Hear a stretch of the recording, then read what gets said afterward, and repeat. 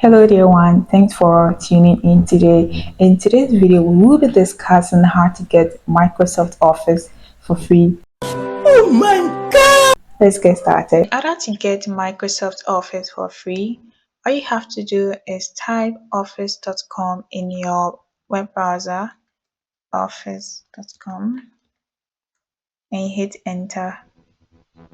You get the opportunity to sign in if you have a Microsoft account.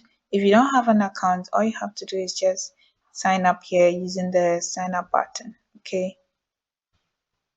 After you successfully signed in, you will get this pop-up whereby Microsoft is welcoming you to their platform. All these Microsoft apps that you are seeing here, they are free to use. So you can just go ahead and then experiment with some of them.